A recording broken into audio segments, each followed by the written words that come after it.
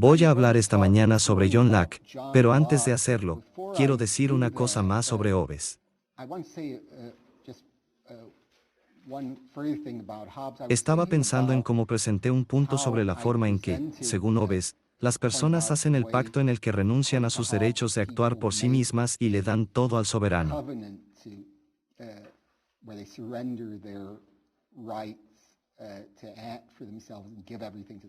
Creo que la forma en que lo presenté no fue correcta. Ahora recuerdas cómo lo había imaginado, lo tenía. Hubo una serie de hipótesis en las que cada persona dijo, renuncio a mi derecho a actuar de acuerdo con la ley de la naturaleza si todos los demás también lo hacen.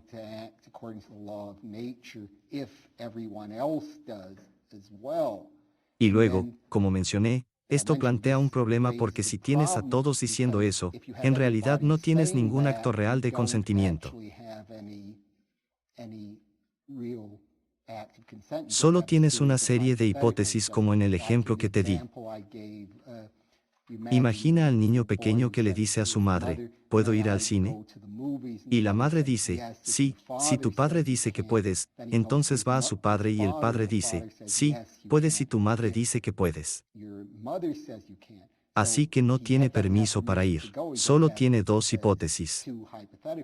Así que donde me equivoqué en lo que estaba diciendo ayer es que dije, bueno, esto es necesario, si dices que necesitas una persona para comenzar todo.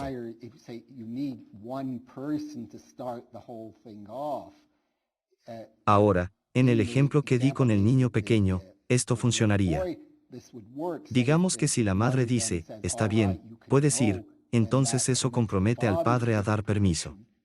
Además, como él dijo, puedes ir si tu madre dice que puedes, tu madre dijo que él puede, por lo tanto, el padre está comprometido a decir que él también puede ir. Pero si tienes más de una persona en OPSEI, en caso de que tengamos mucha gente, entonces si una persona sigue adelante y hace un compromiso de que no solo he hecho todo el compromiso hipotético de que entregaré mi derecho a actuar al soberano si todos los demás también lo hacen.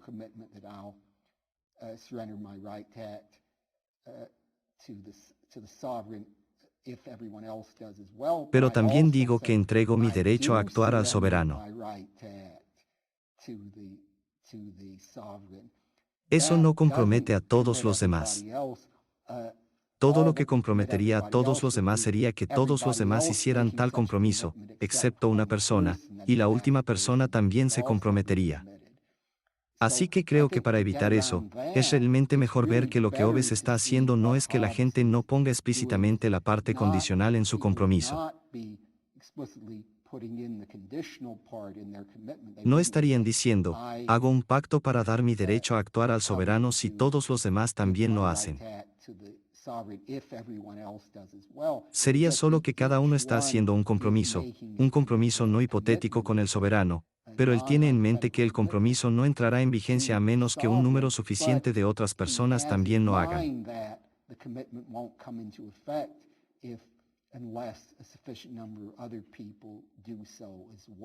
Creo que parece ser una forma mucho mejor de entender y dar sentido a lo que Hobbes está diciendo que la cosa equivocada que estaba sugiriendo ayer.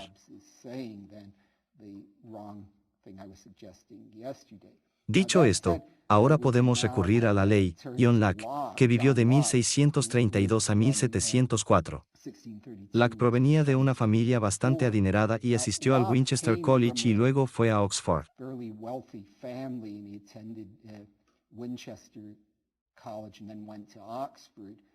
No tenía muy buena opinión de su educación en Oxford. Sin embargo, se convirtió en miembro de una de las universidades, Christ Church College. Llaman a sus compañeros estudiantes. Por lo tanto, era estudiante de la Iglesia de Cristo y mantuvo esa posición hasta 1684, cuando fue destituido por órdenes directas del rey Carlos II.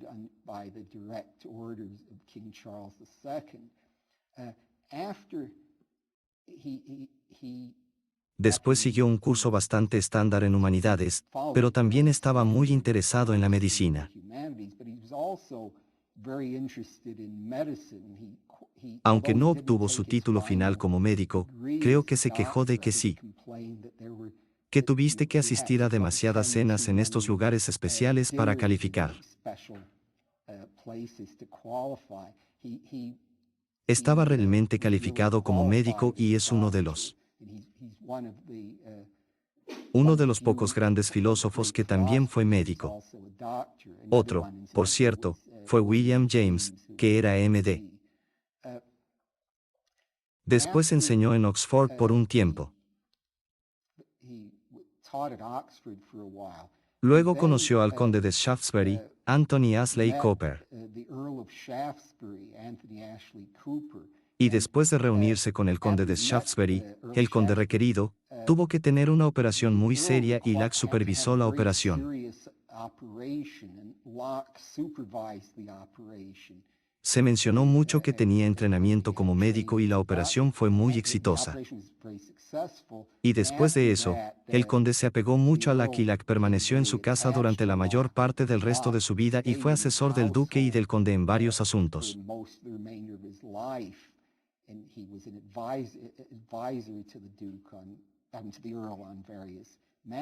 Ahora, en sus primeros años alrededor de 1660, Locke escribió 2 tratados sobre ensayos de gobierno y también ensayos sobre la ley de la naturaleza.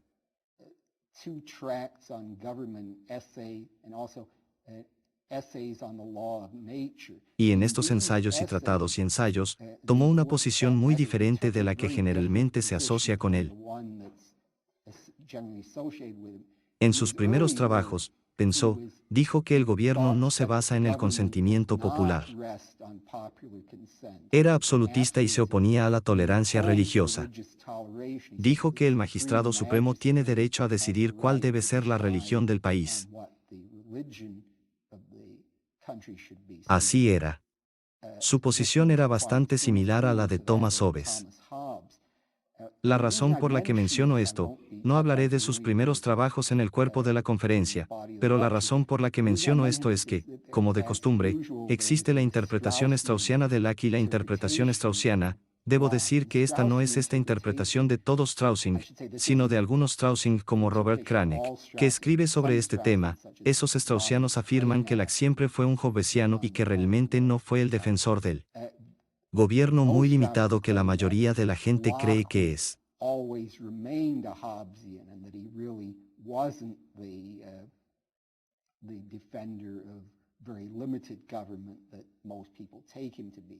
El propio Strauss toma esta posición en su libro más famoso que se llama Derecho Natural e Historia. En el capítulo sobre Locke, argumenta que Locke era realmente un hobbesiano. No me parece una visión plausible, pero esa es la visión straussiana. Como acabo de decir, Locke era consejero del conde de Shaftesbury.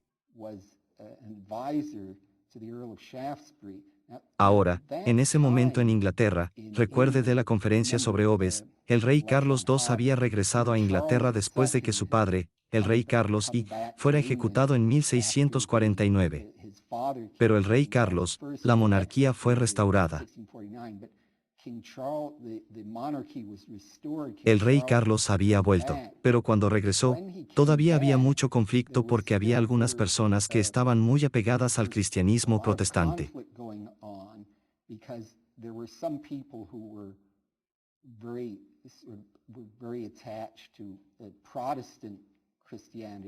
Eran muy anticatólicos. Pero, por otro lado, el propio rey, Carlos II, simpatizaba mucho con el catolicismo y, de hecho, se convirtió secretamente al catolicismo. Y así hubo una gran pelea durante el reinado de Carlos II entre estas diversas facciones religiosas.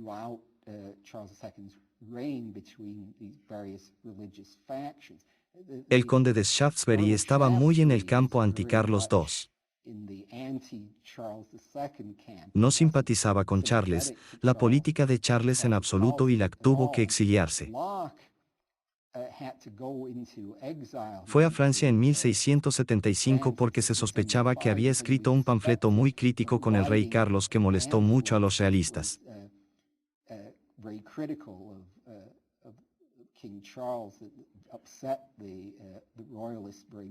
Locke siempre negó que escribir el panfleto fuera algo, creo que se llamaba algo así como una carta de un caballero en el campo. Siempre negó haber escrito el panfleto, Pero Locke, no siempre puedes tomar las negaciones de Locke al pie de la letra porque tendía a ser muy reservado sobre sus actividades.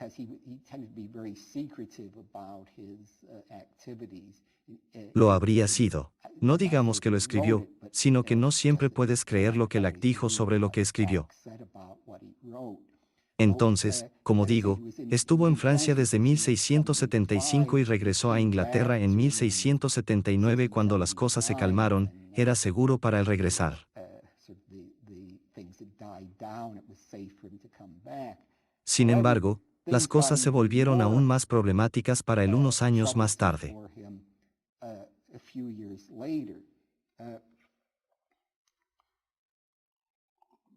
El heredero al trono después de lo que Carlos II fue su hermano Jaime II. Jacobo II se había convertido al catolicismo, por lo que las personas a las que no les gustaban los católicos no querían que Jacobo II ascendiera al trono e intentaron que se aprobara un proyecto de ley en el Parlamento que lo excluía del trono.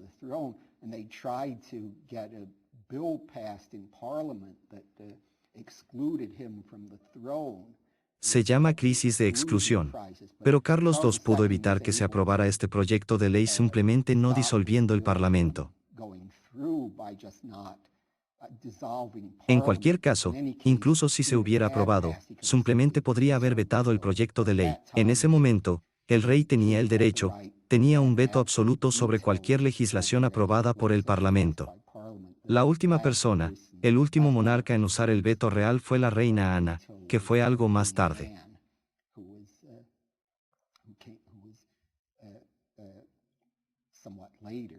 Así que los anticatólicos, aunque no se rendían, al menos algunos de ellos no lo hacían. Hubo un complot de algunas personas para secuestrar al rey y a su hermano que asistían a las carreras de caballos.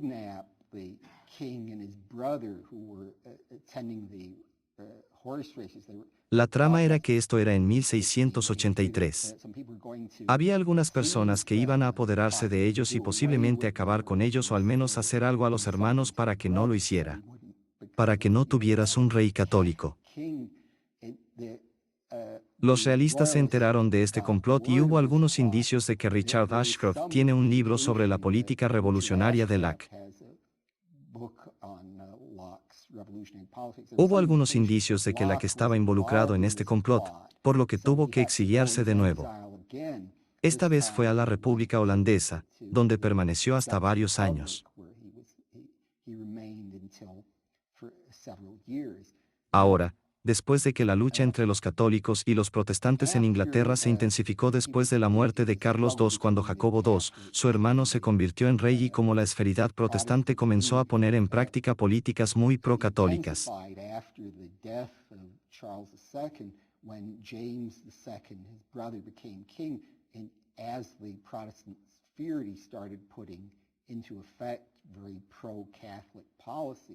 Y una de las razones, además de la diferencia en la religión, por la que a muchos ingleses no les gustaba la política católica, era que el patrocinador principal de James II era el rey francés Luis XIV.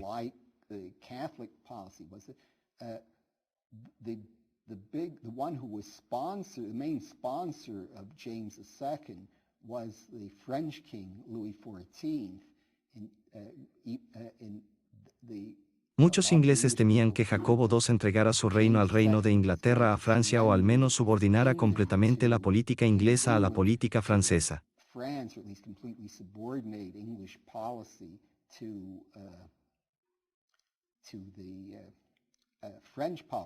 Así que después de que las cosas no mejoraron, así que hubo un movimiento, Papi se movió para reemplazar a James II en el trono y el suyo.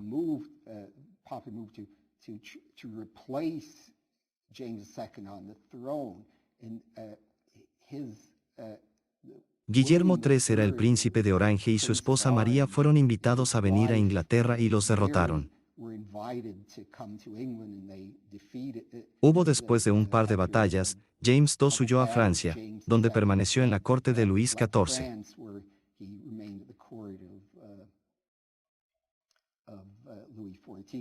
La razón por cierto que invitaron a Guillermo III y la reina María del hecho de que eran Guillermo era el principal príncipe protestante. María era en realidad la siguiente en la línea de sucesión al trono después de Jacobo II. Era su hija. Santiago había tenido un hijo, pero ese hijo lo era. El bebé era católico, por lo que los protestantes, naturalmente, no querían que sucediera en el trono. Así que Mary era la siguiente en la fila. También su esposo, Guillermo de Orange, era el yerno.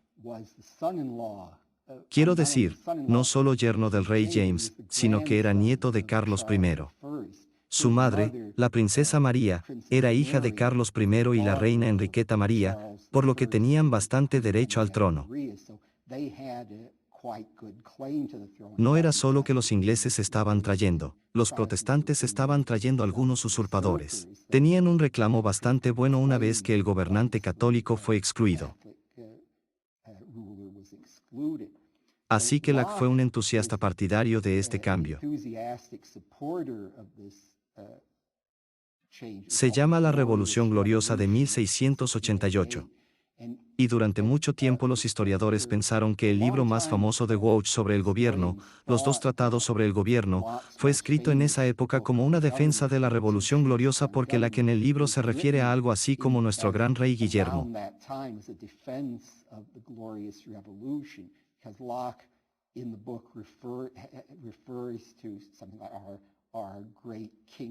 Creo que le dedica el libro, al menos se refiere a él muy favorablemente, pero resulta que ese no es el caso.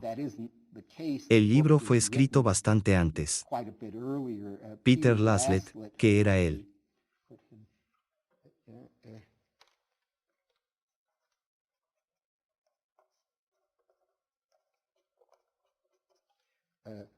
Publicó una famosa edición de los dos tratados de Locke argumentando que el libro fue realmente escrito en 1679 y luego otras personas como Ashcroft dicen que no, fue algo más tarde, 168283, pero en realidad no fue escrito en defensa de la Revolución Gloriosa.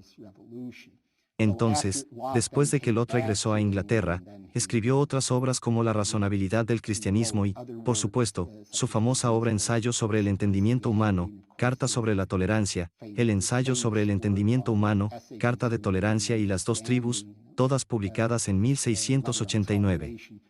Luego vivió el resto de su vida en Inglaterra.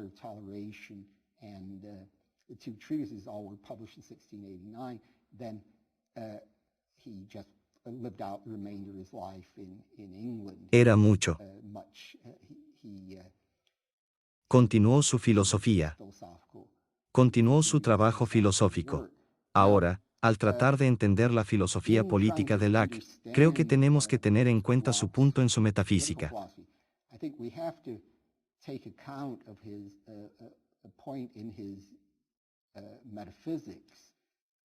Como de costumbre, traté de mostrar que, en la discusión de Aristóteles, Aquino y otras personas, a menudo hay una conexión directa entre la filosofía política, la filosofía general y su filosofía política. Ahora bien, el pensamiento de Locke no estaba de acuerdo con, recuerde Hobbes dijo, rechazó por completo la apelación a las naturalezas o esencias en la forma en que Aristóteles lo hizo.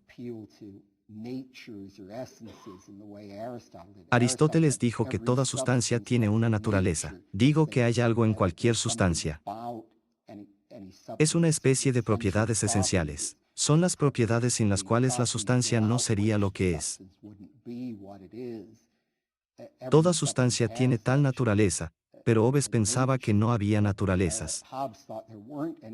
Locke tenía la opinión de que las sustancias tienen naturaleza, pero nosotros, al menos en la actualidad con nuestro estado de conocimiento científico, no podemos saber cuáles son.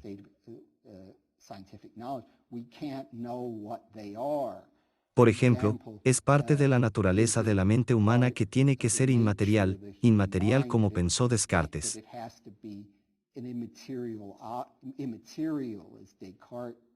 Descartes dijo un pensamiento de que la mente no puede estar compuesta de materia. Locke dijo que no podíamos, que no nos dábamos cuenta, no podemos saber cuál es la naturaleza de las cosas.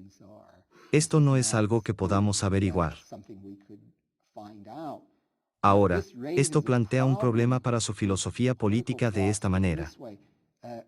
Locke quiere decir que todos los seres humanos tienen ciertos derechos, pero, ¿cómo es él, si no sabe cuáles son las naturalezas? No podemos averiguar cuáles son las naturalezas. ¿Cómo va a averiguar quiénes son los seres humanos?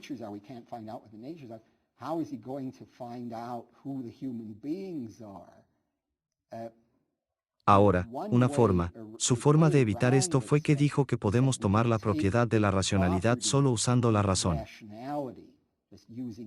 Decimos que cualquier cosa que tenga esta propiedad contará como un ser humano para los propósitos de su filosofía política. Pero si dices eso, entonces tienes un problema adicional. ¿Por qué deberíamos preocuparnos tanto por la racionalidad? Aristóteles tenía una respuesta para esto, ya que estaba diciendo que lo que ha preguntado es parte de la naturaleza humana. El propósito de la naturaleza humana es ejercitar plenamente tu razón. Pero recuerda, Locke no cree que podamos saber nada sobre la naturaleza humana, así que tiene un problema con lo que es tan bueno de la racionalidad. Y aquí es donde entra en juego la creencia de Locke en Dios, su visión teísta.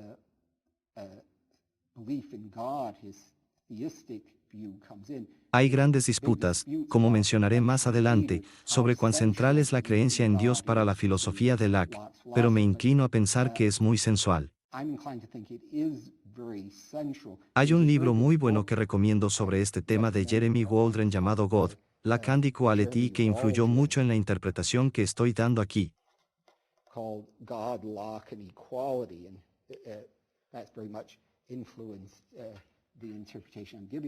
Entonces, en este punto de vista, lo que Locke pensó es que los seres humanos en su racionalidad están a la imagen de Dios.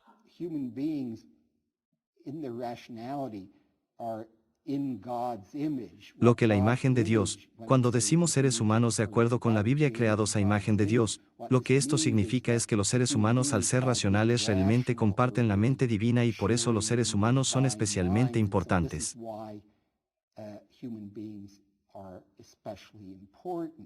Ahora, una vez dado este punto de partida, podemos identificar a los seres humanos. Luego Locke argumentó que hay una ley de la naturaleza que las personas deben seguir.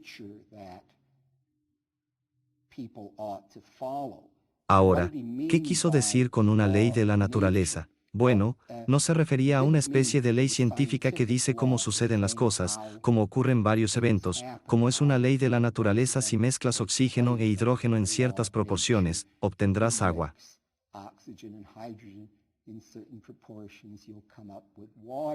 Es más, la ley de la naturaleza es una ley ética. Es algo que dice lo que debería ser el caso, lo que los seres humanos deberían hacer. Además, la ley de la naturaleza es universal. Se aplica a todos. No es solo que haya una ley de la naturaleza en Inglaterra, otra ley de la naturaleza en California, etc. Todo el mundo tiene una ley común de la naturaleza, y también la ley de la naturaleza es lo que Dios quiere que hagamos. Dios nos ha ordenado seguir la ley de la naturaleza. Bien, eso es lo que significa la ley de la naturaleza. Pero, ¿cuál es la ley de la naturaleza? Bueno, Locke dijo que hay una ley fundamental de la naturaleza y luego hay leyes derivadas en la naturaleza que deduces de la ley fundamental. Y él dice, esta es una cita directa: la ley fundamental de la naturaleza es que todo lo que sea debe ser preservado. Cuando habló de todos, se refería a todos los seres humanos. Entonces, la ley fundamental de la naturaleza es que todos los seres humanos deben mantenerse vivos tanto como sea posible, ya que son la imagen de Dios y queremos hacerlo.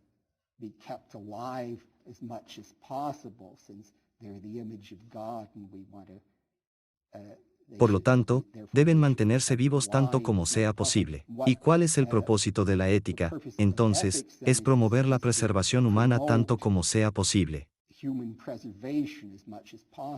Es interesante, como verán en una conferencia posterior, que Herbert Spencer adoptó un punto de vista similar, aunque no por los mismos motivos teístas que Locke, al menos no en su trabajo posterior, que Spencer también tenía la opinión de que la preservación humana, la preservación de la especie humana es la regla fundamental de la ética.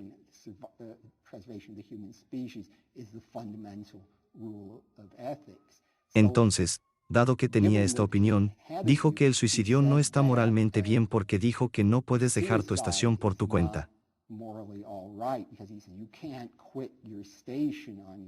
Dios es nuestro Creador y quiere que seamos preservados, por lo que debemos permanecer vivos el mayor tiempo posible. Ahora bien, como digo, Locke dijo que había leyes derivadas que podemos deducir de esta preservación máxima y una de ellas es que cada persona es dueña de sí misma y está bloqueada.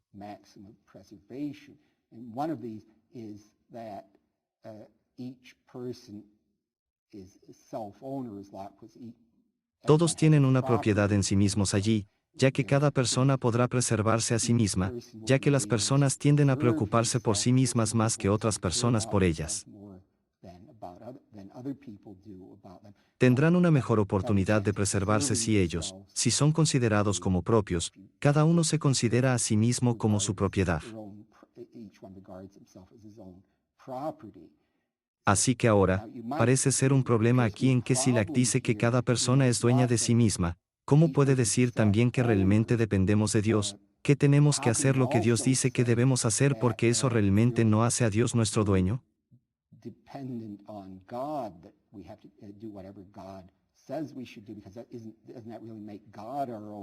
Entonces, ¿cómo puedes decir que realmente Dios es nuestro creador y realmente tiene derecho sobre nosotros y que también somos dueños de nosotros mismos? Así que creo que lo que Lot significa aquí es que con respecto a cualquier otro ser humano, no podemos considerarnos sujetos a esa persona.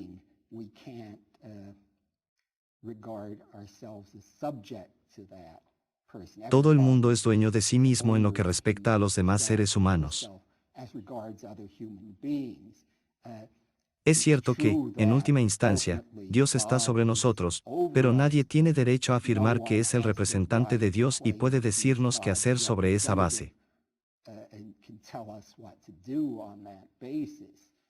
Así que, por cierto, creo que no lo somos tanto por eso. Cuando Locke sostiene esto, mencionaré más adelante que las iglesias son asociaciones puramente privadas.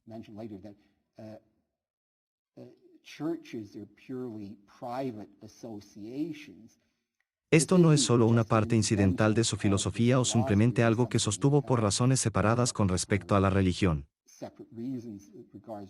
Es parte integral de su posición clave porque si digamos que hay una iglesia que tiene autoridad divina, entonces sería difícil, mucho más difícil argumentar que cada persona tiene una propiedad por sí misma y que otras personas no pueden decirles qué hacer porque entonces podrías decir a alguien que está en la iglesia dice, no, tienes que hacer lo que Dios dice y nosotros somos representantes de Dios, así que tienes que hacer lo que decimos.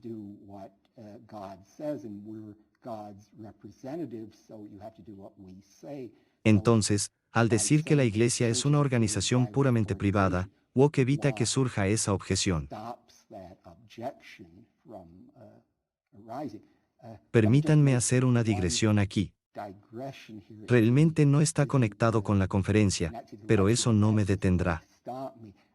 A veces, cuando decimos que la gente usa el término como representante mencionado, no podemos decir que alguien es el representante de Dios en la tierra. Tenemos un término para representante, vicegerente. Vicegerente de Dios en la tierra. Y la digresión es si he visto esto en libro tras libro, he visto este error. La gente tendrá esta palabra como vicerregente. No es vicerregente. La palabra es vicegerente. Eso va a estar en el examen final, así que tenlo en cuenta. De acuerdo. Así que tenemos que cada persona es, en opinión de Locke, un dueño de sí mismo. Cada persona es dueña de sí misma. Ahora, Locke también sostiene que la tierra ha sido dada a todos los seres humanos en común.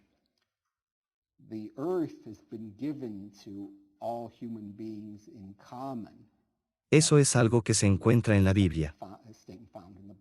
Era una opinión muy común en ese momento. Así que la tierra ha sido dada a todos en común. ¿Qué significa esto en lo que respecta a los derechos de propiedad individual? Bueno, Locke dice que no puede ser que esto signifique que antes de usar cualquier objeto en la tierra, tienes que obtener el consentimiento de todo el resto de la humanidad. Podrías pensar que sería necesario porque supongamos que digo algo como que esta jarra de agua pertenece a todos en la sala en común, entonces si hay alguna pregunta sobre qué hacer con la jarra de agua, podría parecer que todos tendrían que ponerse de acuerdo sobre qué hacer al respecto porque cada uno de ustedes en esta hipótesis tiene derecho sobre ella.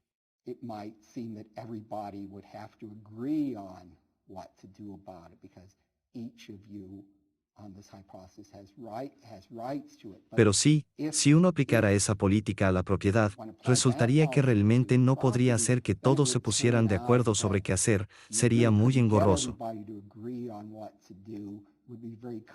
Así que la gente no podría sobrevivir sobre esa base y esto violaría la ley fundamental de la naturaleza que exige la preservación humana. Así que Locke dice que no puede ser la forma en que tenemos todas las cosas en común. Lo que dijo, por el contrario, fue que los individuos pueden apropiarse de elementos separados de propiedad. Puede tomar cosas de la tienda común mezclando su mano de obra con ellas. Le haces algo para, digamos, la tierra o ponerla en cultivo y luego esto te da derechos de propiedad sobre ella. Ahora, esto está en la discusión filosófica posterior, es un movimiento extremadamente, como probablemente sepa, extremadamente controvertido por parte de Locke. Mucha gente se ha opuesto a su argumento. Una objeción que Robert sabe que menciona en el libro Anarchy State Utopia del que hablaré más adelante es que debo decir que Nozick menciona esta objeción al contrario de lo que mucha gente ha pensado.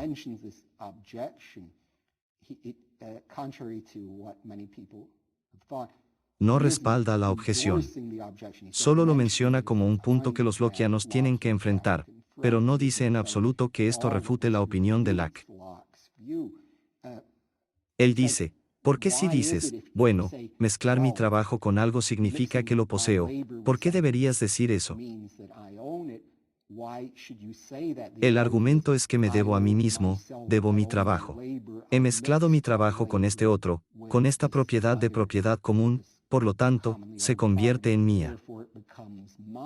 ¿Por qué no debería decir que pierde su trabajo, que ahora sigue siendo propiedad común, pero que ya no lo posee?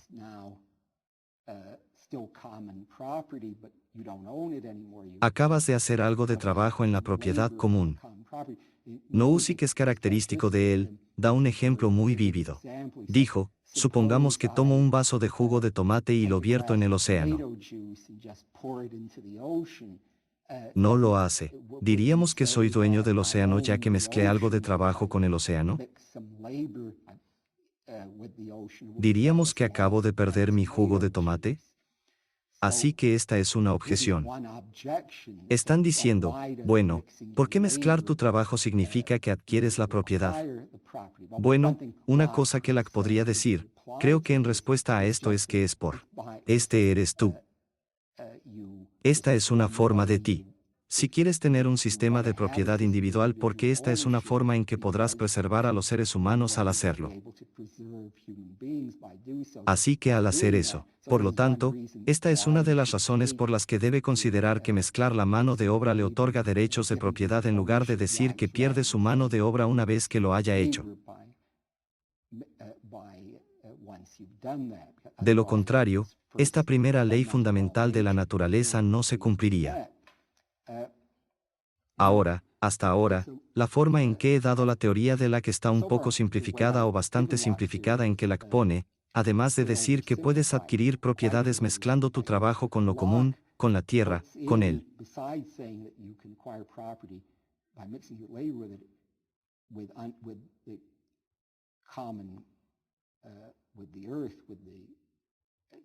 Él pone en algunas calificaciones de esto. Dijo que primero dijo que tienes que dejar tanto y tan bueno para los demás. Suponiendo que me apropie de alguna tierra en esto, no puedo apropiarme de la tierra si, como resultado de hacerlo, otras personas no podrán apropiarse de la tierra.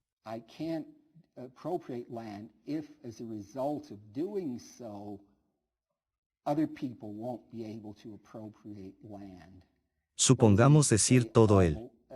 Imaginamos que hay una tierra disponible para que la gente la tome y varias personas comienzan a apropiarse de la tierra y luego dicen que solo queda un área y yo la tomo y no quedará nada para nadie más.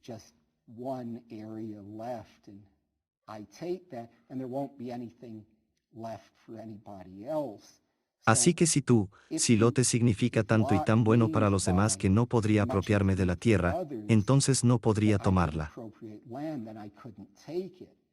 Pero era muy inverosímil interpretarlo en el sentido de la condición en este sentido bastante fuerte.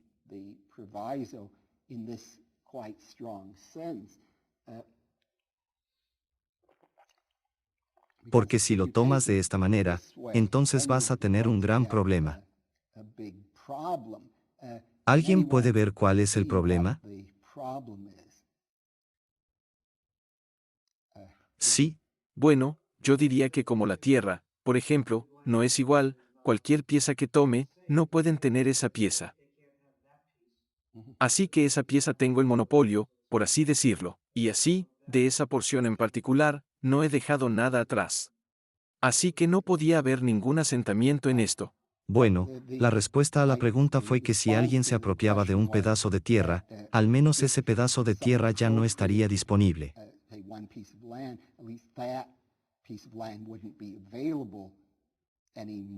Entonces, en ese sentido, no quedaría tanto para otros.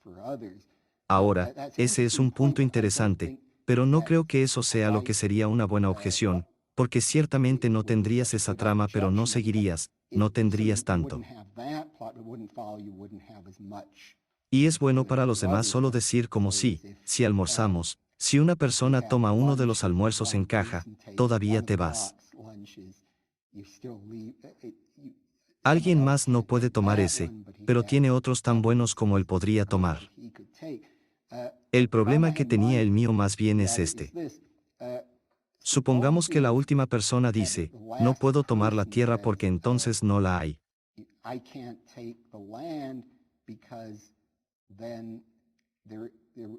No quedará nada para nadie más, así que estoy violando esta condición. Entonces tenemos lo que sucede con la segunda a la última persona. Si tomara la tierra apropiada, entonces no habría nada disponible para que la última persona lo tomara. Verás, podrías pensar que podría porque está la penúltima persona. Hay un lote más disponible, el último. Pero recuerda que dijimos que la última persona no puede aceptar eso porque hacerlo no dejaría nada para nadie más. Así que tienes un tipo de problema de inducción hacia atrás que puedes obtener de esto que nadie podría apropiarse en absoluto si tomaras la condición de esta manera. Por lo tanto, parece mucho más plausible tomar la ley porque, en otras palabras, es bueno para los demás, no significa que tenga que dejar parcelas de tierra de esta manera, sino que las condiciones para otras personas no serán peores de una manera más general.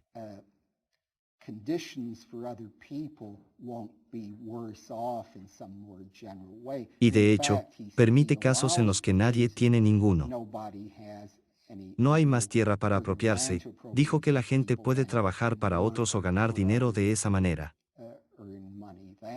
Así que creo que es inverosímil pensar que él quiere decir esto tanto como bueno para otros, con la condición de que en este sentido muy fuerte. Pero eso no lo levanta. Eso no termina con las complicaciones. Él tiene otra condición, no puedes apropiarte de la propiedad, pero no puedes permitir, no puedes tomar tanto que lo que tienes se eche a perder.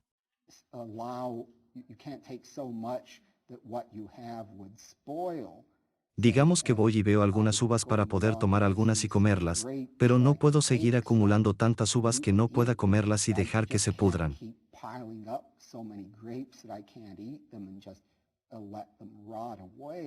Eso no sería lo correcto y puede ver por qué no, porque recuerde, la propiedad está ahí para que las personas puedan preservarse.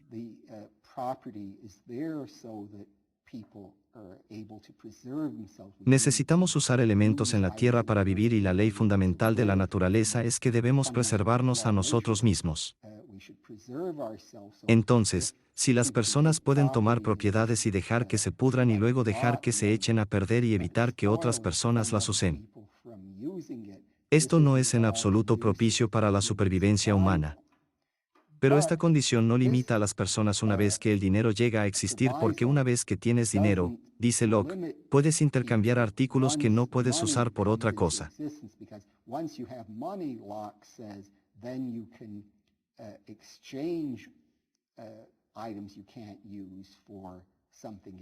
Así que una vez que entra el dinero, puedes apropiarte de todo lo que quieras. Así que lo real. Entonces, lo que nos quedó es que Locke tiene una visión muy fuerte. Es una visión liberal o libertaria muy clásica de la propiedad, que la gente realmente puede apropiarse de la propiedad, puede tomar la propiedad para usted realmente sin muchas limitaciones, siempre y cuando otras personas estén mejor al tener ese sistema de propiedad.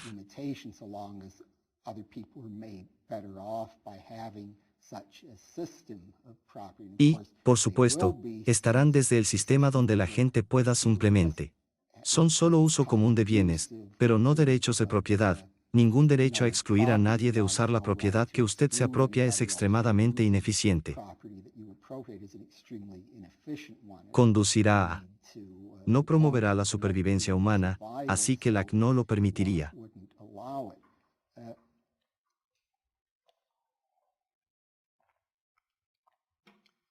Ahora, quiero mencionar una objeción que la teoría de Locke fue planteada en un libro llamado Locke sobre el gobierno.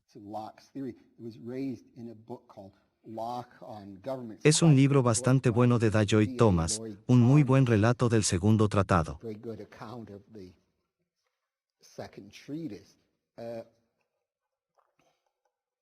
Y él dice, bueno, suponiendo que Locke piense que mezclar su trabajo con tierras sin dueño o tierras de propiedad común le da derechos de propiedad sobre ellas.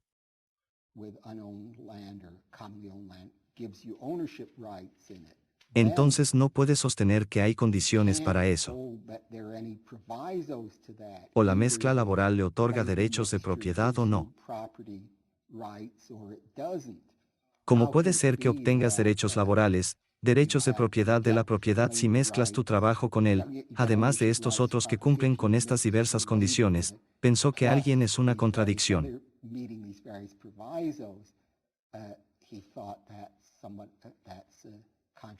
O la que está diciendo que la mezcla de mano de obra te da el derecho o no. Pero aunque, como digo, el libro de Lloyd Thomas es muy bueno, este no es un argumento muy bueno en absoluto, porque, ¿qué pasa si la afirmación es que adquieres cosas mezclando tu trabajo y cumpliendo con estas condiciones?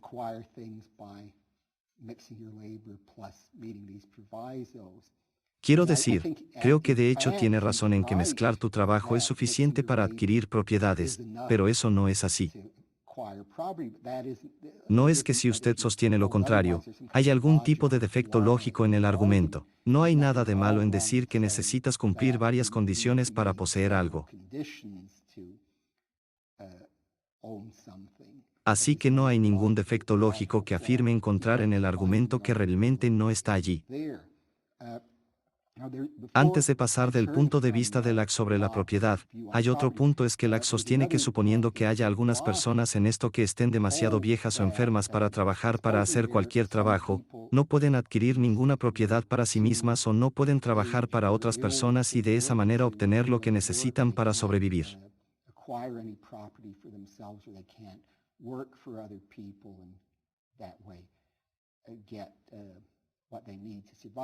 Locke cree que aquellos que pueden adquirir propiedades tienen el deber de ayudarlos.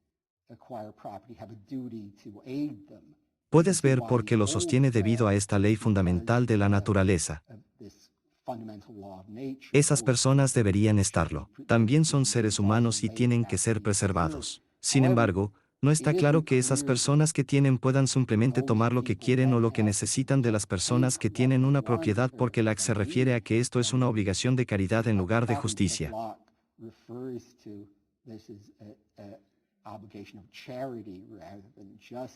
Por lo tanto, no está claro que se pueda apoyar un estado de bienestar sobre esta base.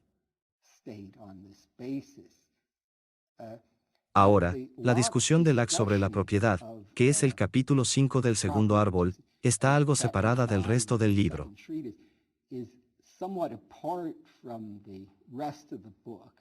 Y de hecho, una opinión es que fue escrito independientemente del resto del libro. Y lo que Locke se preocupa de hacer en el resto del segundo tratado es dar una explicación muy diferente de Hobbes de cómo surge el gobierno legítimo.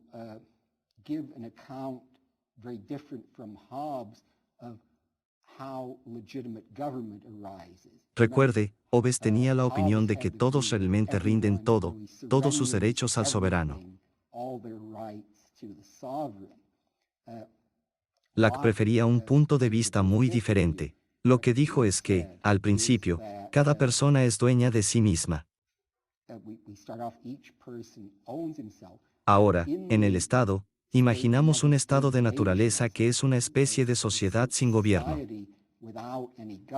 Y Locke ha pensado que podemos tener propiedades, como acabo de explicar, podemos tener derechos de propiedad sin gobierno.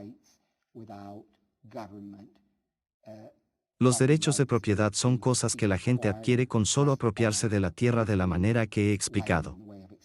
Nosotros no. No es que usted obtenga su propiedad porque el gobierno se la asigne. La propiedad es un derecho natural. Y también la propiedad es un derecho natural y también el dinero.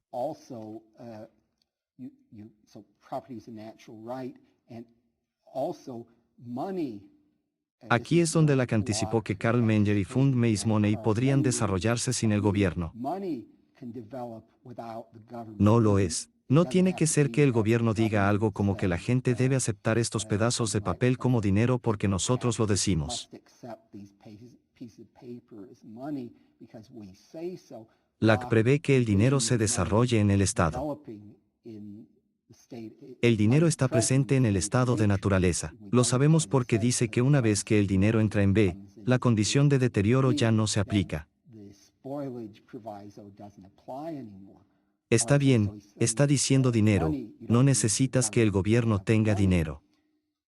¿Para qué necesitas al gobierno? A uno le gustaría que no respondiera nada, pero esa no es la forma en que lo hace. Lo que dice es que en el estado de naturaleza, cada persona tiene el derecho, como el derecho a la vida y el derecho de propiedad, pero cada persona tiene el derecho de hacer cumplir los derechos de otras personas respetando sus derechos, no solo respetando sus derechos, sino solo respetando los derechos en general.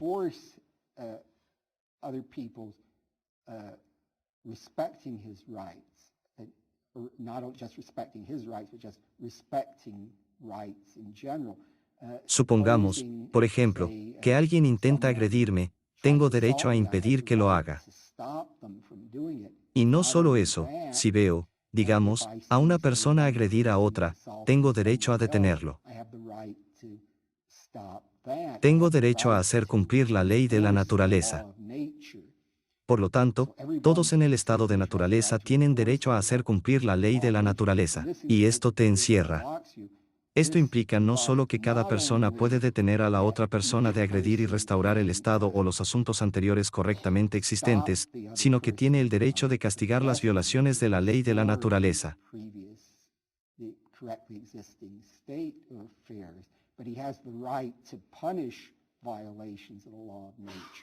Castigo significa imponer alguna pena adicional a la persona además de restaurar lo que tomó erróneamente. Depende de cada individuo decidir cuál es el castigo apropiado. Entonces Locke sugiere, bueno, suponiendo que tengamos un sistema, asuntos de Estado como ese donde cada persona está por su cuenta tratando de hacer cumplir la ley de la naturaleza, entonces obtendremos un resultado muy caótico e indeseable porque la gente diferirá en qué.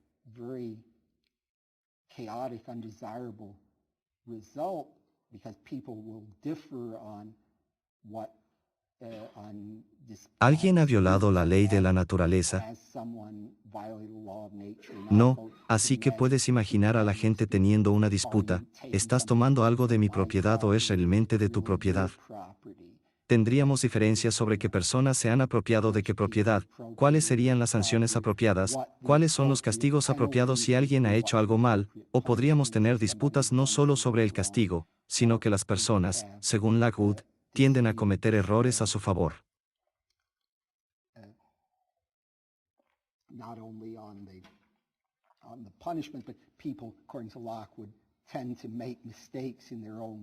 Y suponiendo que estoy en una disputa con alguien, bueno, obviamente estoy en lo cierto. Estoy en el error de la persona correctamente pronunciada porque esa es la forma en que la gente tiende a actuar. Entonces, ¿cómo podemos remediar este estado de miedo? Bueno, como debería mencionar cuando la que imagina lo que sucedería en el estado de naturaleza de esta manera, suena, como mencioné, es una situación bastante mala.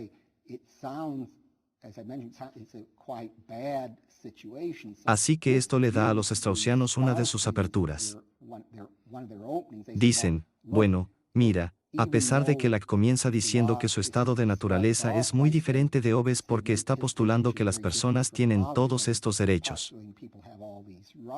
De hecho, lo que se le ocurre es muy cercano a Hobbes porque las personas están en guerra entre sí. Creo que esto parece muy exagerado, pero esa es una de las afirmaciones que Strauss tiene en la historia de la escritura natural y sus seguidores se han hecho eco de él en este punto. Así que Locke, al no haber tenido el beneficio de estudiar a Strauss, tenía una visión diferente de cómo salimos del estado de lo que hacemos al estar en el estado de naturaleza.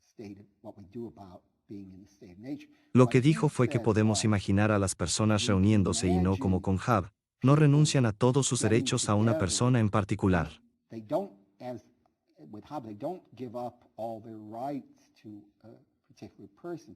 Por el contrario, lo que hacen es que cada persona renuncia a su derecho a hacer cumplir la ley de la naturaleza, no a ninguno de sus otros derechos, solo a su derecho a hacer cumplir la ley de la naturaleza, no a una persona o grupo de personas en particular, sino a toda la comunidad.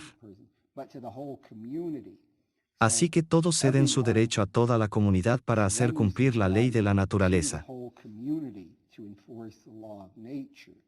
Entonces, una vez que toda la comunidad tiene el derecho, tiene este derecho de hacer cumplir la ley de la naturaleza, entonces toda la comunidad decide por regla de mayoría que es el gobierno, que va a ser el gobierno.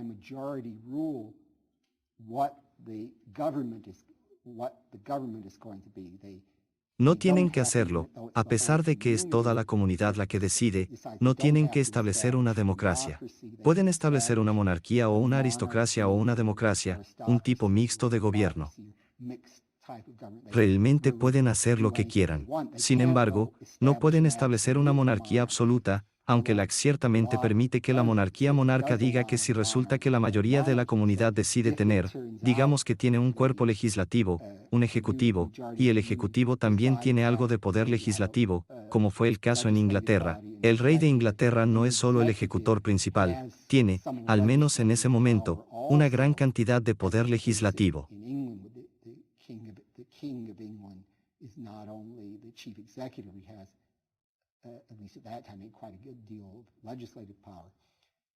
Entonces, en cierto sentido, es supremo, dice Locke, pero aún así no es un monarca absoluto. Ahora tenemos la pregunta, bueno, ¿por qué es que es la mayoría de la comunidad la que decide que debe ser el gobierno? Porque no tienes que decir que es el todo. Podemos ver por qué no sería toda la comunidad la que tiene que decidir, porque entonces es muy poco probable que la gente llegue a una decisión. Personas. Siempre hay personas que tienen diferentes puntos de vista sobre los asuntos y entonces no estaríamos realmente saliendo de la situación en el estado de naturaleza. Probablemente estaríamos incluso en una posición peor porque todos hemos renunciado a nuestros derechos para hacer cumplir la ley de la naturaleza y luego no queda nadie para hacerlos cumplir a toda la comunidad, pero toda la comunidad no se ha puesto de acuerdo con nadie que pueda hacer cumplir la ley de la naturaleza, así que todos estamos en un estado de cosas muy triste. Entonces, lo que Locke dice es que si tienes un cuerpo, la comunidad, realmente tiene que ir en una dirección u otra y así prevalece la fuerza mayor.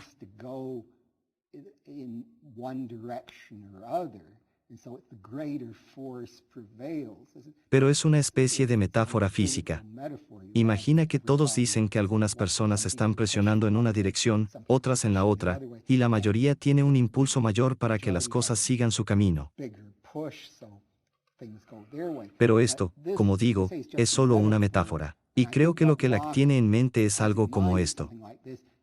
Cada persona es libre e igual a todos los demás. Entonces, si tienes que decidir de una manera u otra, si vas con la mayoría respetando los derechos de los seres humanos más que si impones una visión minoritaria al resto de las personas.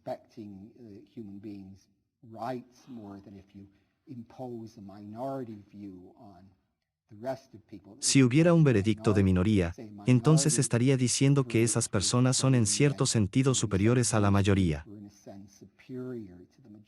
Pero una regla de una persona, un voto realmente está más en línea con la igualdad básica de las personas. Ese ha sido un argumento muy influyente en las justificaciones posteriores para el gobierno democrático. Ahora, te habrás dado cuenta de que fui bastante cuidadoso en la forma en que no dije un nombre, un voto. Dije una persona, un voto porque quería dejar abierta la pregunta, ¿la ley significaba incluir a las mujeres en este contrato inicial?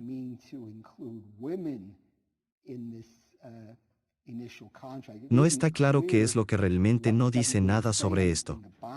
Él tiene muchos puntos de vista adicionales sobre el matrimonio, aunque no. Él dice que normalmente en un matrimonio el esposo puede decirle a la esposa, toma las decisiones y le dice a la esposa qué hacer. Sin embargo, dice que este es realmente un arreglo predeterminado, un arreglo que las personas en un matrimonio tienen derecho a contratar de otra manera. Así que podrías casarte con alguien y decir que podrías decidir que la esposa estaría a cargo en lugar del esposo. Para la época era una visión bastante radical. Así que un crítico conservador de Lacking, George Hicks, dijo que, en opinión de Locke, tendría que decir que las mujeres estaban incluidas en este contrato inicial y pensó que era una opinión obviamente absurda, por lo que pensó que esto era realmente refutado por Locke.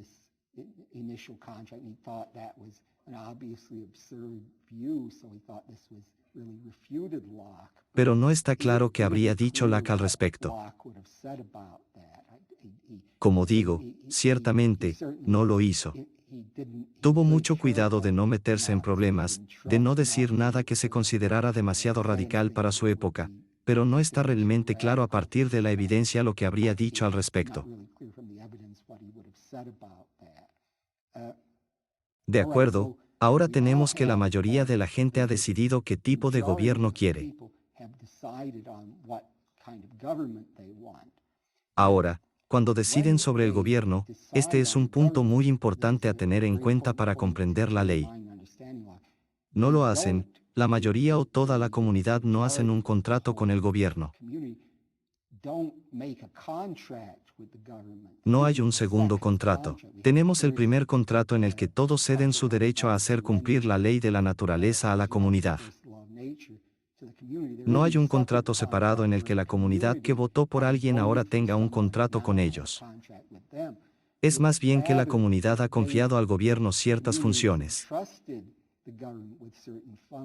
Entonces, la razón por la que esto es importante es que si el gobierno no sigue las políticas que se supone que debe decir, si el gobierno comienza a violar los derechos de las personas, entonces la comunidad puede retirar su obediencia al gobierno y poner algo más.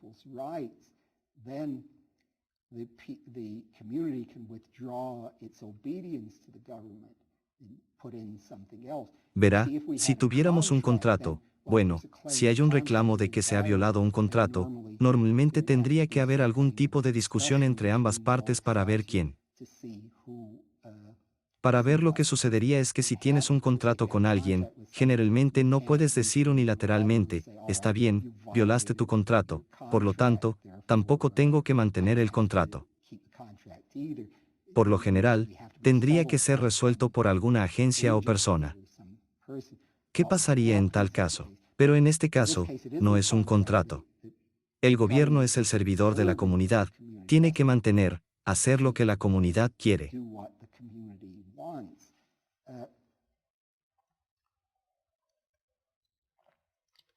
Locke también tiene muy claro que, como dije cuando dijo que la gente tiene derecho a hacerlo.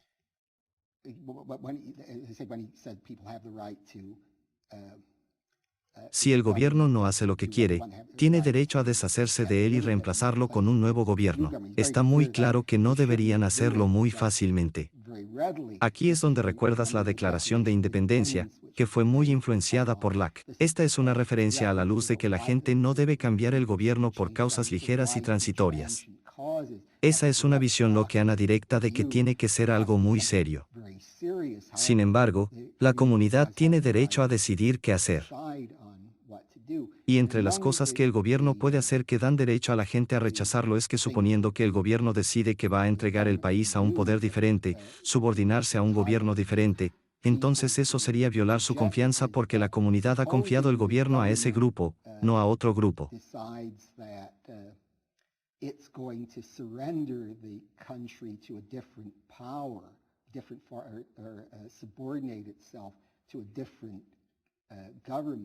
Then that would be violating its trust because the community has entrusted the government to that group, not to some other group.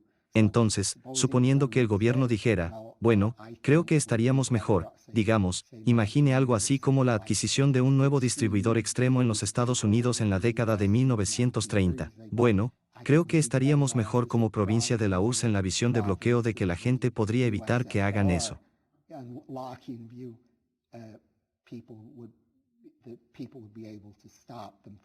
No lo harían. No puedes transferir. El gobierno no puede transferir sus poderes a otra cosa. Y esto fue Esta era una preocupación bastante actual porque, como he dicho, la gente temía que Jacobo II transfiriera el gobierno a Luis XIV en Francia o al menos subordinara el gobierno inglés al rey francés si permanecía empoderado.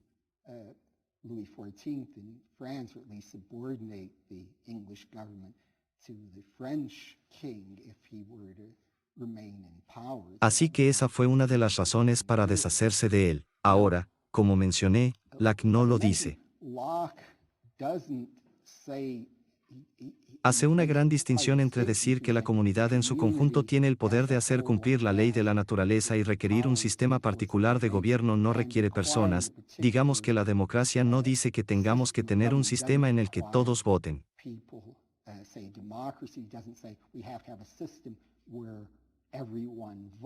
Así que una de las razones, tal vez lo dijo, un motivo que tenía es decir que, como de costumbre, estaba siendo muy cuidadoso y el partido Whig que favorecía, había varias facciones, había Whigs radicales que pensaban que todos realmente deberían tener derecho a votar. No debería ser, el voto no debería restringirse como lo fue en Inglaterra en ese momento a un porcentaje extremadamente pequeño de la gente. Por otro lado, había Whigs más conservadores, incluido el mecenas de Locke, el conde de Shaftesbury, que no tenía esa opinión en absoluto, que favorecía una franquicia muy restringida. Así que Locke realmente lo tiene en ambos sentidos porque dijo que las personas tienen el derecho, todos tienen el mismo derecho a ser parte de la comunidad a la que pertenecen. Que deciden lo que va a hacer el gobierno, pero no cae que todo el mundo tiene la misma franquicia.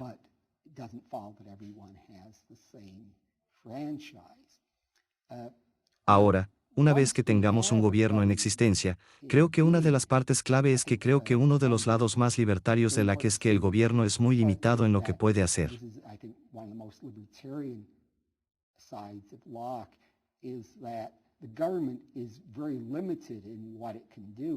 Es recordar que todo lo que la gente se ha rendido a él es el derecho a hacer cumplir la ley de la naturaleza. No tiene ningún otro poder, por lo que puede hacer cumplir los derechos de propiedad previamente existentes de las personas, pero no está claro que pueda hacer mucho más. Puede tener el derecho de defensa, respeto y justicia, pero ¿qué más podría hacer porque todo el poder que ha obtenido es hacer cumplir la ley de la naturaleza? Esa es la subvención explícita, así que es mucho más. De hecho, es un gobierno muy limitado. Ahora hay algunas personas, por ejemplo, como mencioné, el fiscal Lloyd Thomas dijo que cree que, según Locke, el gobierno puede reorganizar los derechos de propiedad. pero no veo nada real. Me pareció que si decía eso, iría en contra de toda la estructura del argumento de Locke porque, de nuevo, lo que la gente ha entregado al gobierno, a la comunidad que establece el gobierno, es solo el derecho de hacer cumplir la ley de la naturaleza. Han conservado todos sus otros derechos. Hay otro argumento que a veces se da. Eso dice que el gobierno puede hacer más que esto. Y es que Locke habla a veces de lo que él llama el poder prerrogativo.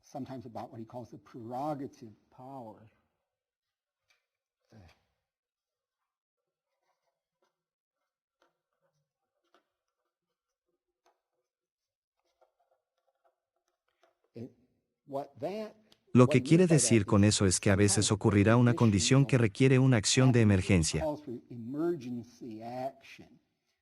Bud da este ejemplo. Supongamos que la casa de alguien se está quemando y hay otras casas que también se están quemando y para detener el fuego tienes que demoler alguna casa que no se está quemando.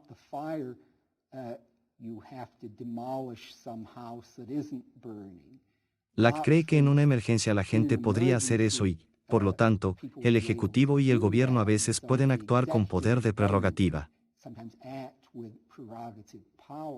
Pero creo que esto claramente lo es, o al menos quizás no tan claramente, pero parece que en cualquier caso, esta es una idea bastante limitada.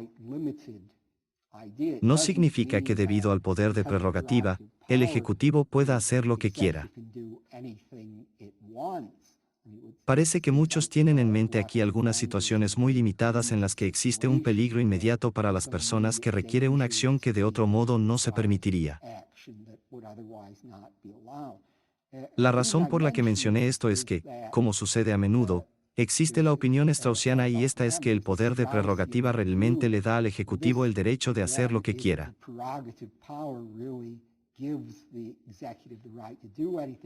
Así que lo hace efectivo para Hobbes y Sabrin. Y esto tiene cierta relevancia contemporánea porque Harvey Mansfield, que es uno de los profesores de gobierno en Harvard, es uno de los principales pensadores políticos y de Strauss. Sostiene que la Constitución de los Estados Unidos se fundó realmente en principios lockeanos. Creo que tiene razón en que los principios lockeanos influyen en la constitución de ambas declaraciones, pero toma a Locke de esta manera hobbesiana.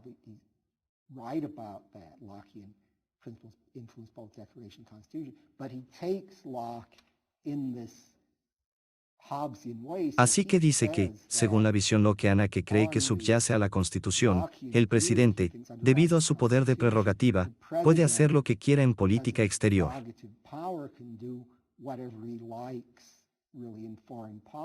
Así que dice, bueno, la gente no debería decir que hubo algo inconstitucional en la guerra de Irak porque el presidente está ejerciendo su poder de prerrogativa para hacer frente a la emergencia. Como puede ver, este es un tema muy vivo en el que mostró cómo la teoría de Locke tiene una fecha de relevancia muy directa. Pero como digo, creo que sí se tiene en cuenta que, en opinión de Locke, todo lo que la gente ha entregado es el derecho a hacer cumplir la ley de la naturaleza.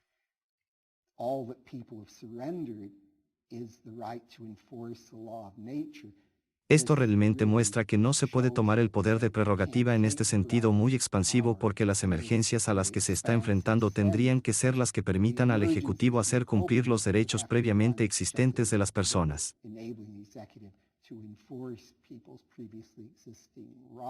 No puede ser que simplemente se vaya en vuelos de fantasía y los suyos, como implica Mansfield.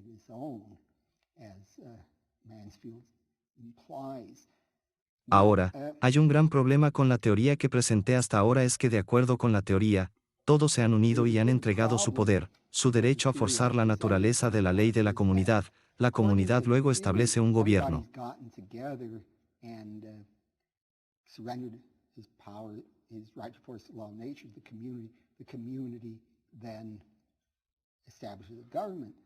Pero el gran problema es, por supuesto, que nada de esto ha sucedido nunca. No todas las personas se reunieron y renunciaron a sus derechos en este sentido. Entonces, La pregunta es, bueno, ¿cómo puede la ley afirmar que estamos obligados a cualquier gobierno realmente existente si la gente no lo ha consentido expresamente? La que a veces parece decir que el consentimiento expreso es necesario. Otras veces habla de consentimiento tácito y no está claro cuáles son las condiciones para eso. A veces parece que las personas solo por aceptar la jurisdicción del gobierno que vive en el territorio lo han consentido tácitamente.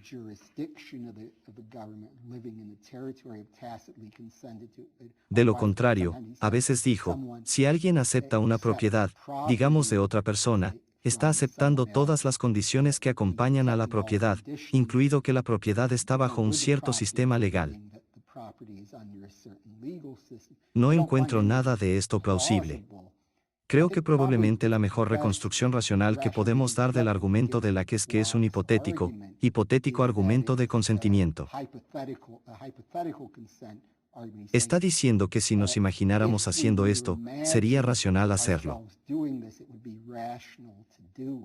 Por eso deberíamos considerarnos obligados con el gobierno, porque así sería. Sería racional pensar que si nos uniéramos y hiciéramos esto, entonces renunciaríamos a nuestros derechos, su derecho a hacer cumplir la ley de la naturaleza, la comunidad y luego hacer que una comunidad establezca un gobierno. Así que es un argumento hipotético. Quiero mencionar una objeción a tales argumentos que ha sido planteada por un muy buen filósofo en el filósofo libertario de la Universidad de Arizona, David Schmitz.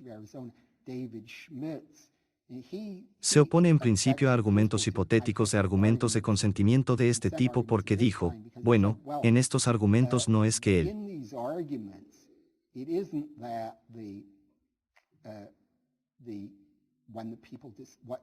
cuando las personas no están de acuerdo en la situación hipotética, su acuerdo no es arbitrario.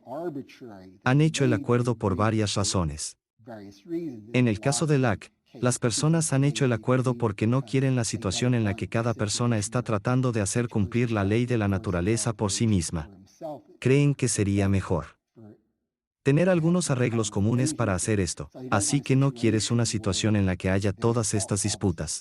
Entonces él dice, bueno, si hay una razón, si hay razones para lo que están de acuerdo, entonces no se retira el consentimiento. La verdadera justificación de la política, sea cual sea la política, son solo las razones en las que la gente está de acuerdo. ¿Para qué necesitamos traer el contrato hipotético? Creo que este es un argumento interesante. No creo que funcione porque las razones, lo que obtendrías en el contrato, hay razones que las personas tienen en la situación para estar de acuerdo en algo, pero de acuerdo con la teoría moral que se propone, estas no lo son.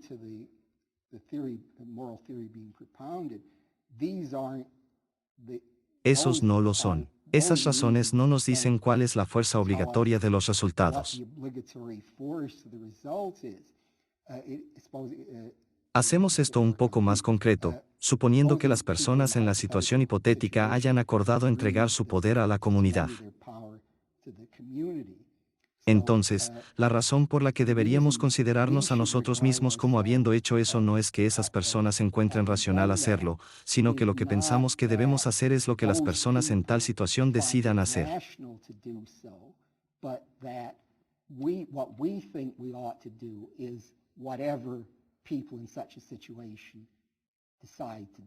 Estoy seguro de que no lo he explicado de una manera que sea comprensible, pero eso es lo mejor que puedo hacer ahora. Pero verá, el punto básico es que Schmitz no lo ha inventado. Acaba de negar el tipo de argumento que se está ofreciendo. Realmente no ha surgido, realmente no le ha puesto objeciones. El argumento no es ese. Es que lo que debemos hacer es lo que las personas en tal situación deberían hacer.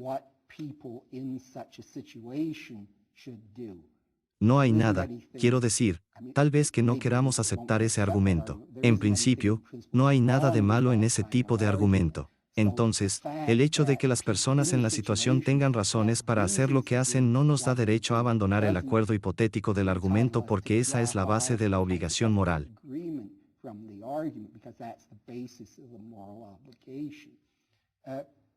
En el tiempo restante, quiero responder a un desafío straussiano que, si fuera correcto, eliminaría una gran parte de la base, lo que estaba reclamando en esta conferencia.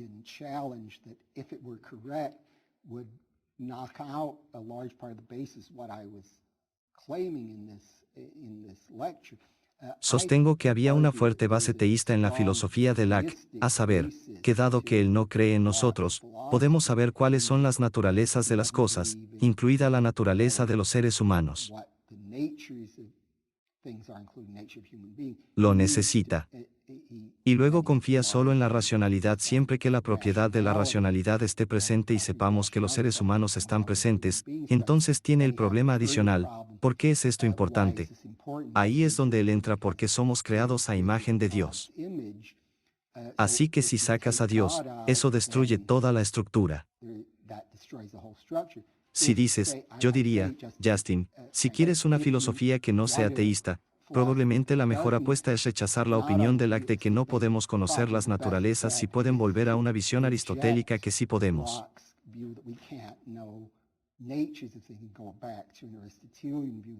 Pero suponga que toma la base de Locke, entonces si tiene puntos de vista teístas sobre la naturaleza, entonces si no salió de la imagen, entonces está en problemas. Ahora los straussianos dicen, bueno, no, todo esto está mal porque Locke, como todos los demás, era un ateo secreto.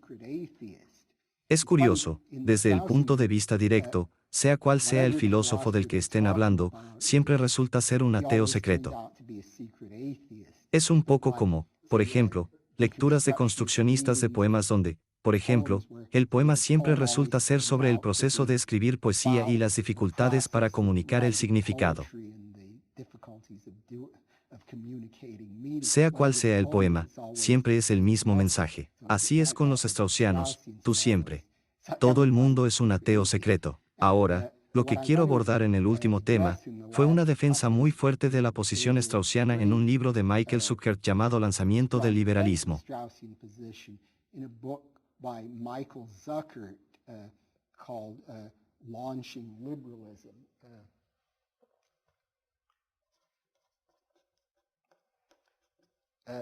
La esposa de Michael Zuckert, Christine Zuckert, también es filósofa straussiana. Así es. No es el único equipo de marido y mujer o filósofos straussianos. Hay un William y Miriam Goldstein. También hay la mayoría de los filósofos straussianos que corren en la familia. Así que tiene argumentos, varios argumentos tratando de demostrar que Locke es realmente un ateo. Así que solo quiero, en conclusión, revisar algunos de estos para que podamos ver si son fuertes o no. Bueno, él tiene un primer. Uno de sus argumentos es justificar todo el tipo de respuesta a una objeción que la gente podría plantear en el caso Strauss. ¿Cómo se puede decir que Locke es ateo si sigue hablando de creer en Dios?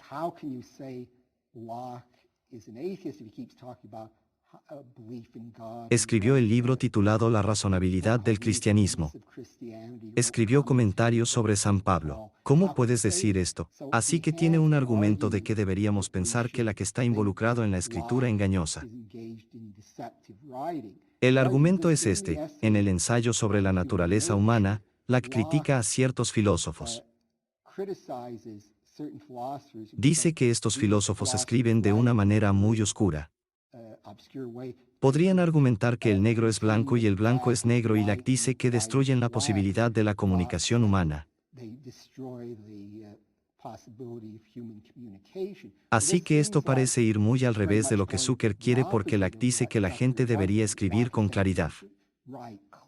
No deben participar en escritos engañosos, que les gusta a las personas que intentan argumentar que el negro es blanco y el blanco es negro. Por supuesto, cuando Locke dice eso, esa era una forma estándar de criticar a los jesuitas que lo eran, que supuestamente entrenaban a las personas para que fueran tan obedientes que dirían que el negro es blanco y el blanco negro. Sin embargo, ya ves el argumento de Zucker. ¿Cómo dice Zucker que esto realmente respalda la opinión de que Locke es engañoso? Bueno, dijo que miremos la visión del color de Locke. Locke no solo dice, sino que va más allá y dice que el negro es blanco y el blanco es negro. Locke piensa que no hay colores fenomenales en absoluto. Dices algo como cuando veo que estoy mirando un objeto rojo, no hay ninguna sensación real de rojo, no hay ningún color rojo real en el objeto.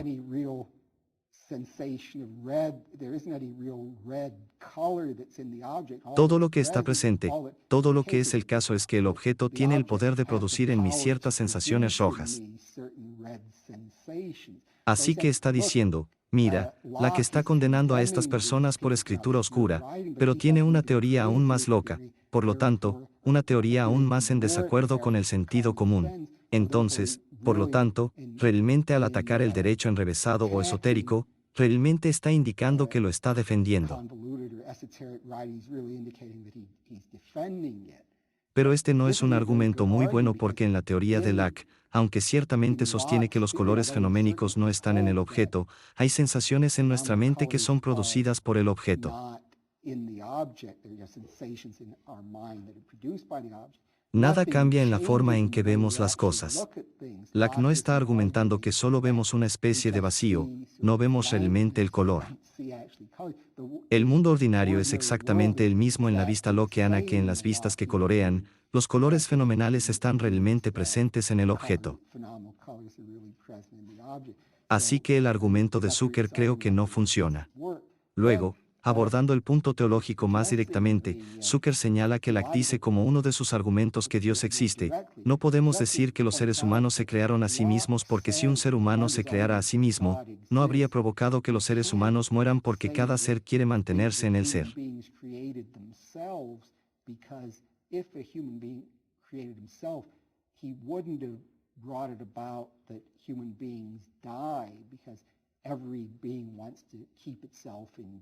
Entonces, ¿cómo podría un ser humano, si se creó a sí mismo, provocar que los seres humanos mueran? Así que sí Dios. Entonces Zucker dice, bueno, si Dios nos creó de acuerdo con Locke, ya que Dios tiene, morimos, entonces esto indica que Dios es hostil hacia nosotros. Entonces, si Dios es hostil con nosotros, entonces no podemos estar obligados a hacer lo que Él dice. Pero, de nuevo, este argumento realmente no funciona porque el principio al que el secreto está apelando es que cada ser trata de conservarse a sí mismo en la existencia, pero no se deduce de eso que cualquier ser tratará de conservar lo que sea que produzca en la existencia.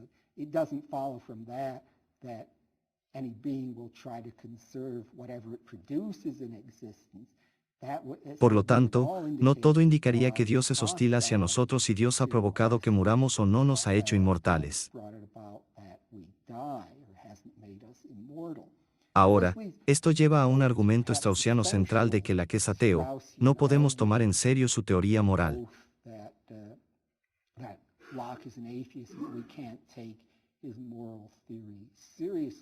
Y es que el candado lo mantiene en orden para la ley de la naturaleza.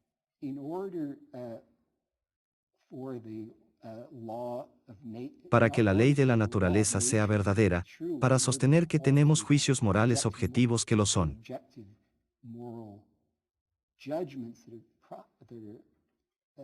Debe ser el caso de que un ser humano sobrevivió a la muerte. Tenemos almas inmortales que están sujetas a castigo y recompensa en el más allá porque de lo contrario no tendríamos un motivo basado en el interés propio para ser morales. Caminar es asumir que la moralidad y el interés propio tienen que dictar al menos en última instancia lo mismo. Así que el argumento es, bueno, si Locke dice que no podemos, no podemos. Así que Locke piensa primero que tenemos que tener almas inmortales para que la realidad tenga sentido. Pero luego Strauss y Zucker señalan que Locke no produce ninguna prueba de que tengamos almas inmortales.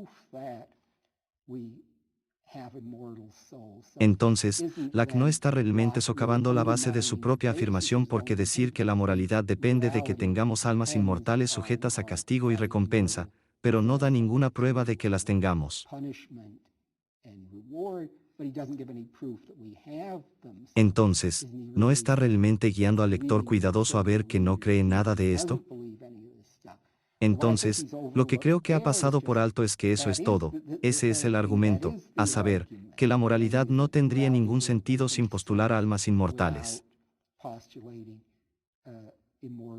La moralidad tiene sentido, por lo tanto, tenemos buenas razones para pensar que tenemos almas inmortales. Esto es, Kant dio un argumento algo similar a eso más adelante. Así que creo que Zucker y Strauss han pasado por alto la naturaleza del argumento de Locke. Podría analizar algunos otros argumentos, pero creo que quiero dejar algo de tiempo para las preguntas, así que creo que terminaré en ese punto. ¿Alguna pregunta? Roderick.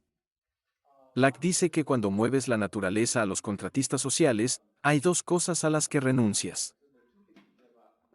1. ¿Podemos renunciar por completo a nuestro derecho a ser jueces en nuestro propio caso?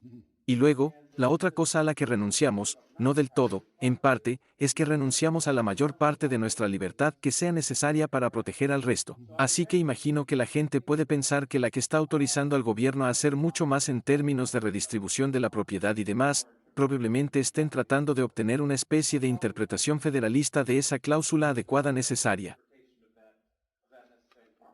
Lo están intentando. Todo tipo de cosas adicionales son necesarias para que protejamos al resto, pero no es bueno en eso.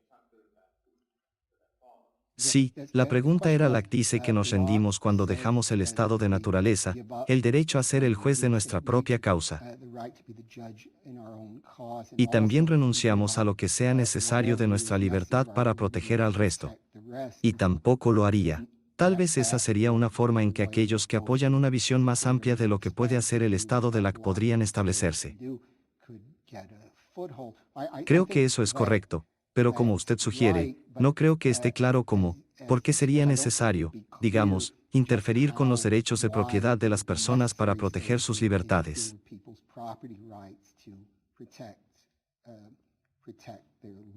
Quiero decir, tendríamos que ver cómo harían el argumento en un caso particular, pero creo que tienes razón, esa sería una forma en que tratarían de eludir el argumento. Dan. Tengo dos preguntas. Una asamblea similar quería preguntar con el título del abogado del libro de Thomas que mencionaste, y mi pregunta, sin embargo, es que me parece que tal vez Henry George era en realidad una especie de bloque en la herencia, porque lo que está haciendo es tomar esta idea de mezclar su trabajo, está aplicando esto para decir, bueno, no podemos grabar el trabajo porque eso sería grabar a los seres humanos. Podemos grabar la tierra, ya que eso es algo que fundamentalmente no es creado por personas. Los productos están mezclando las mejoras laborales en la tierra. Esas son las cosas que podemos grabar. Me pregunto, por lo tanto, si hay una especie de tipo más amplio de condición intelectual que malinterpreta la ley y toma una idea de mezcla laboral y la convierte en una especie de teoría laboral ahora. Bueno, la pregunta tenía dos partes. La primera parte es fácil de responder y la segunda, la primera parte, fue el título del libro que mencioné de Lloyd Thomas. Es Law on Government publicado, creo, por Routledge. La segunda pregunta es que no podríamos ver a Henry George como un lockeano disidente en lo que él dice que tenemos.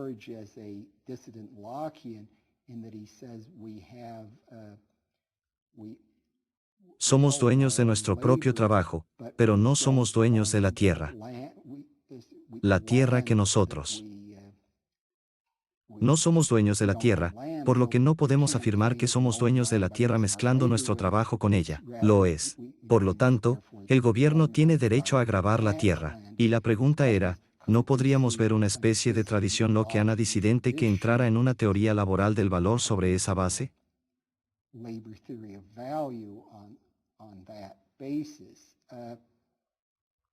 Bueno, creo que ciertamente podrías. Por ejemplo, Herbert Spencer en la primera edición de Social Statics da una visión similar a la que está sugiriendo y esa fue una en la que creo que Henry George estuvo influenciado. Así que creo que ciertamente puedes ver alguna conexión allí. Ahora, creo que aunque es importante, aunque hay complicaciones, como siempre hay complicaciones, es importante distinguir entre la afirmación de que eres dueño de algo porque mezclaste tu trabajo con él y la afirmación de que el valor de algo depende de cuánto trabajo se ha invertido en él.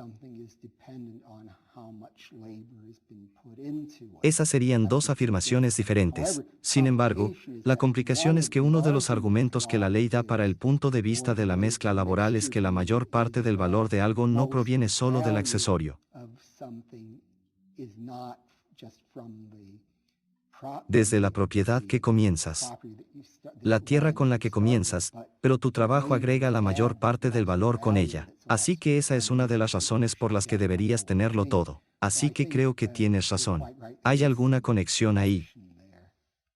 Lo es. Alguien más me robó. Creo que lo que puedes decir sobre ese último argumento es que, aunque Locke dice que la mayor parte del valor de las cosas proviene del trabajo en lugar de la materia prima, nunca dice, que yo sepa, que el valor es proporcional a la cantidad de trabajo que hiciste. Solo dice que las materias primas por sí mismas, sin mano de obra, no son buenas para nadie, no son buenas para mucho en la mayoría de los casos. Así que la mayor parte del valor proviene del trabajo. No significa que la cantidad de trabajo determine necesariamente la cantidad de valor. En algunos casos, la mano de obra puede ser muy pequeña, como en este ejemplo, recoger una manzana. Una manzana en el suelo no sirve de mucho. Una manzana, recoges mi cuerda de seguridad, pero la mano de obra era. Sí, el punto era que Locke, aunque a veces dice que el valor de la tierra requerida proviene principalmente de la mano de obra.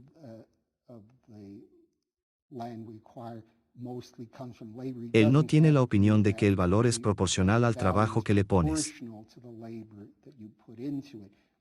Creo que, por supuesto, esto es totalmente correcto. Quiero decir que él no trata de establecer una teoría laboral del valor sobre esa base y no tiene la afirmación de que sus derechos de propiedad varían en proporción al valor del trabajo que usted pone en él.